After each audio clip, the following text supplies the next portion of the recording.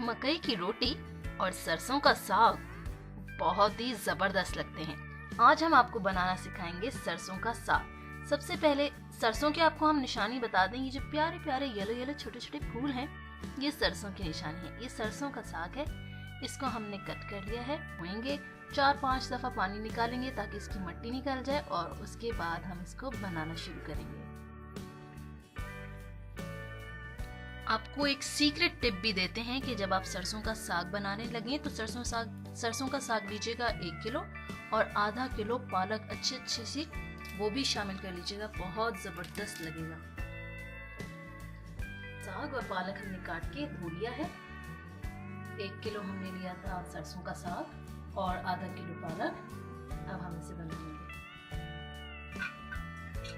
हमने तकरीबन 1 cup oil लिया है। इसको थोड़ा सा गर्म करके अब हम इसके अंदर ऐड करेंगे लहसुन।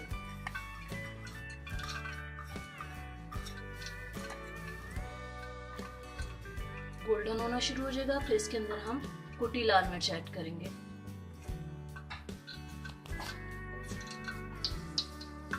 देखिए गोल्डन हो गई लहसुन। अब हम इसके अंदर कुटी लाल मिर्च ऐड करेंगे और थोड़ा सा इसको भूनेंगे।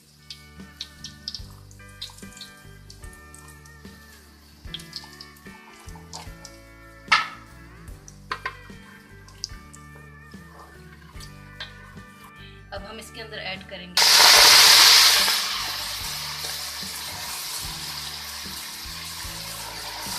सरसों का साग तैयार होना शुरू हो जाएगा।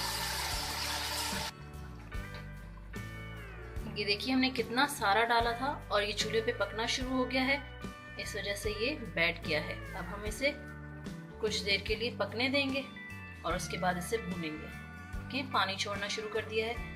सब्जियों की खास बात ये होती है कि पानी छोड़ती हैं। आप इसे खड़ा रखेंगे तो जायका अलग आएगा, हल्के आंच पे पकाएंगे तो अलग जायका आएगा। ग्रीन सब्जियों की तो बात ही कुछ और होती है।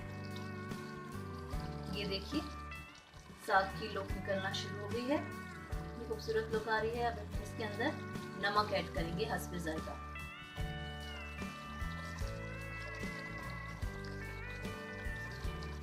अब इसे हम घोटेंगे। ये देखिए साग तैयार हो गया है। अब हम इसे भून रहे हैं और फिर इसे डिश आउट करेंगे। ये देखिए हमारा साग तैयार है। सरसों का साग आप इसे मकई की रोटी के साथ खा सकते हैं, साथ ही रोटी के साथ भी खा सकें।